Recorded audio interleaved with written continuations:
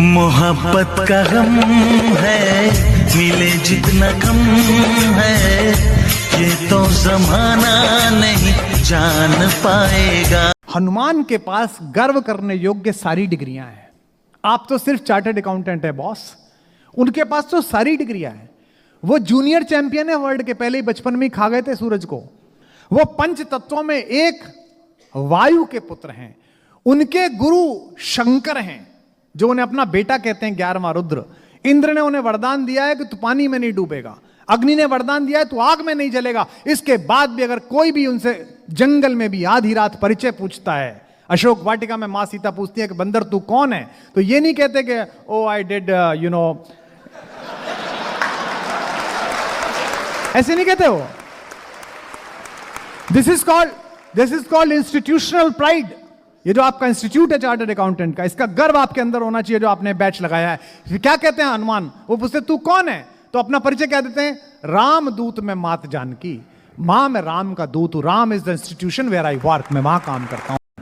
किसी को देखने के लिए एक पल काफी है, उसे पसंद करने के लिए एक दिन काफी है, उसे इश्क करने के लिए एक साल काफी है, लेकिन भीलवाड़ा वालों, दो आंखों को भूलने के लिए एक जिंदगी छोटी है। क्या बात है।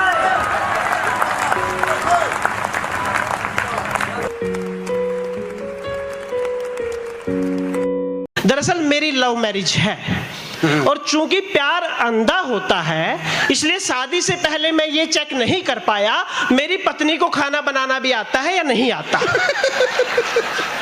और यकीन मानिए, मेडिकल साइंस में जितने एक्सपेरिमेंट डॉक्टर लोग चूहों पर करते हैं, खाने को लेकर लगभग उतने एक्सपेरिमेंट मेरी वाइफ ने मुझ पर किए हैं।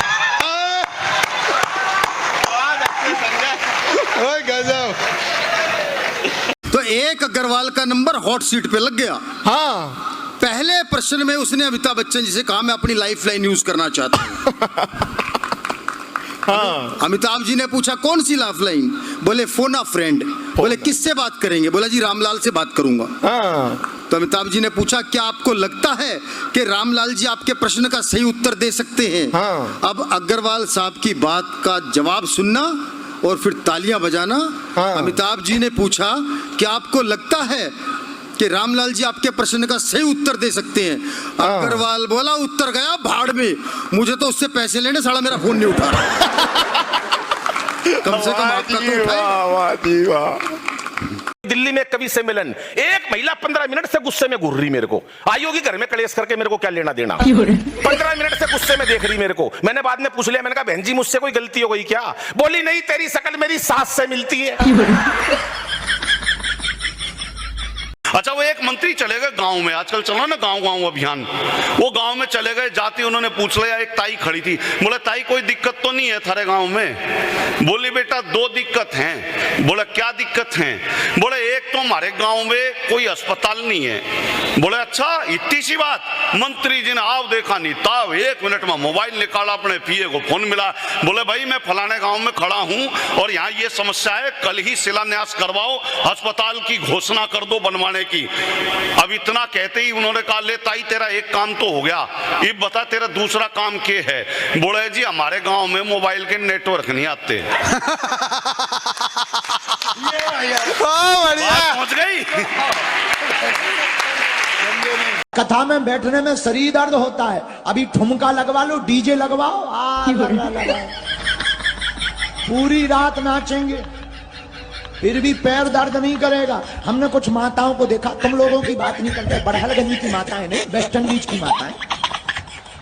हमने कुछ माताओं को देखा, वो अपने पतियों से कहते हमारी तो तबीयत ठीक नहीं, सिर दर्द हो रहा, कमर दर्द हो रही, हमारे घुटना दर्द हो रहा, हमसे चला नहीं जा रहा। अभी कह दो शॉपिंग मॉल जाना है, 20 मंजिल चढ़ जाएंगी, 20 मंजिल चढ़ जाएंगी। आओ और कह दो चाय बनाओ, चाय चाय नहीं बना, हमारी तबीयत ठीक नहीं, बगल में यहाँ लड़ाई ठनिया बैठी। हाँ, इसीलिए हमारी प्रार्थना है, कर्मयोगी होना चाहिए मनुष्य को। गांव के प्रधान हैं ये, दरोगा जी से जो थाने में नए दरोगा जी आते हैं तो प्रधान की दरोगा की थोड़ी ऐसे रहती है, क्योंकि रोज थाने में काम पड़ता है। दरोगा जी के पास एक शानदार सा कुत्ता, वो ऐसा कुत्ता जिसको ये नहीं पता चलता किधर मुंह है इसका, किधर पूंछ है। आजकल इसी तरह के कुत्ते चलते हैं। दरोगा जी कुत्ते को लेकर निकले, अजय भाई के मेडिकल स्टोर के सामने से गुजरे। अजय भाई बोले, और इस गधे के साथ कहां जा रहे हो? दरोगा जी गुस्सा गए, बोले बेवकूफ है, दिखाई नहीं दे रहा है, कुत्ता है। बोले दरोगा जी आप चुप रहे, मैं तो बेचारे कुत्ते से पूछ रहा हूं। एक दिन मैं सुबह सुबह 5 बजे घर पहुंचा, मेरी मम्मी 56 साल की उम्र में झाड़ू लगा रही, मेरा दिमाग खराब। मैंने कहा मम्मी कहाँ है वो श्रीदेवी? बोल बेटा ऊपर सोई है, मैंने आस्तीन चढ़ाई। मैंने कहा आज तो उसको नीचे उतारो, उसका पूरा भूत उतारूंगा। मां मेरी थी, मेरी कैपेसिटी जानती थी, तो तुरंत बोली, बोले बेटा तेरे से कुछ भी नहीं होएगा। मैंने कहा मम्मी साइकोलॉजिकल ट्रीटमेंट देते हैं, झाड़ू का एक छोर आप खींचो, बोलना मैं लगाऊं, दूसरा मैं खींचूंगा, मैं बोलूंगा मैं लगाऊं। हो सकता है उसको गिल्ट फील हो, वो खुद लगाने लगे। हम दोनों माँ बेटे लड़ने लगे। वो आई, क्यों लड़ रहे हो रे? मैंने कहा मेरे को पसंद नहीं, सुबह सुबह 56 साल की उम्र में मेरी माँ झाड़ू लगाए। माँ बोली, बोले मेरे को पसंद नहीं है, रात भर का थका लड़का मेरा सुबह 5 बजे आए और झाड़ू लगाए। बोले क्यों लड़ रहे हो रे? आधे घर का तुम निकाल लो, आधे घर का तुम्हारी माँ निकाल लो। मैंने सोचा था कि मुझे कमाने की क्या जरूरत है, पति की जेब से पैसे चुरा चुरा कर एक दिन अमीर बन जाऊंगी। लेकिन ये गूगल पे और फोन पे ने हमारा धंधा ही चौपट कर दिया। कथा में बैठने में शरीर दर्द होता है, अभी ठुमका लगवा लो, डीजे लगवाओ, पूरी रात नाचेंगे फिर भी पैर दर्द नहीं करेगा। हमने कुछ माताओं को देखा, तुम लोगों की बात नहीं करते, बड़हलगंज की माताएं नहीं, वेस्ट इंडीज की माताएं। हमने कुछ माताओं को देखा, वो अपने पतियों से कहते हमारी तो तबीयत ठीक नहीं, सिर दर्द हो रहा, कमर दर्द हो रही, हमारे घुटना दर्द हो रहा, हमसे चला नहीं जा रहा। अभी कह दो शॉपिंग मॉल जाना है, 20 मंजिल चढ़ जाएंगी, 20 मंजिल चढ़ जाएंगी। आओ और कह दो चाय बनाओ, चाय चाय नहीं बनाओ, हमारी तबीयत ठीक नहीं, बगल में यहाँ लड़ाई ठनिया बैठी। हाँ, इसीलिए हमारी प्रार्थना है, कर्मयोगी होना चाहिए मनुष्य को। एक दिन मैं सुबह सुबह 5 बजे घर पहुंचा, मेरी मम्मी 56 साल की उम्र में झाड़ू लगा रही, मेरा दिमाग खराब। मैंने कहा मम्मी कहाँ है वो श्रीदेवी? बोल बेटा ऊपर सोई है, मैंने आस्तीन चढ़ाई। मैंने कहा आज तो उसको नीचे उतारो, उसका पूरा भूत उतारूंगा। मां मेरी थी, मेरी कैपेसिटी जानती थी, तो तुरंत बोली, बोले बेटा तेरे से कुछ भी नहीं होएगा। मैंने कहा मम्मी साइकोलॉजिकल ट्रीटमेंट देते हैं, झाड़ू का एक छोर आप खींचो, बोलना मैं लगाऊं, दूसरा मैं खींचूंगा, मैं बोलूंगा मैं लगाऊं। हो सकता है उसको गिल्ट फील हो, वो खुद लगाने लगे। हम दोनों माँ बेटे लड़ने लगे। वो आई, क्यों लड़ रहे हो रे? मैंने कहा मेरे को पसंद नहीं, सुबह सुबह 56 साल की उम्र में मेरी माँ झाड़ू लगाए। माँ बोली, बोले मेरे को पसंद नहीं है, रात भर का थका लड़का मेरा सुबह 5 बजे आए और झाड़ू लगाए। बोले क्यों लड़ रहे हो रे? आधे घर का तुम निकाल लो, आधे घर का तुम्हारी माँ निकाल लो। गांव के प्रधान हैं ये। दरोगा जी से जो थाने में नए दरोगा जी आते हैं तो प्रधान की दरोगा की थोड़ी ऐसे रहती है, क्योंकि रोज थाने में काम पड़ता है। दरोगा जी के पास एक शानदार सा कुत्ता, वो ऐसा कुत्ता जिसको ये नहीं पता चलता किधर मुंह है इसका, किधर पूंछ है। आजकल इसी तरह के कुत्ते चलते हैं। दरोगा जी कुत्ते को लेकर निकले, अजय भाई के मेडिकल स्टोर के सामने से गुजरे। अजय भाई बोले, और इस गधे के साथ कहां जा रहे हो? दरोगा जी गुस्सा गए, बोले बेवकूफ है, दिखाई नहीं दे रहा है, कुत्ता है। बोले दरोगा जी आप चुप रहे, मैं तो बेचारे कुत्ते से पूछ रहा हूं। कितनी बार लेते हो दिन में? 2-3 बार ले लेते हैं। 1500 रुपए दिन का खर्चा, कमाते कितना हो? तो पैसा कहाँ से आता है?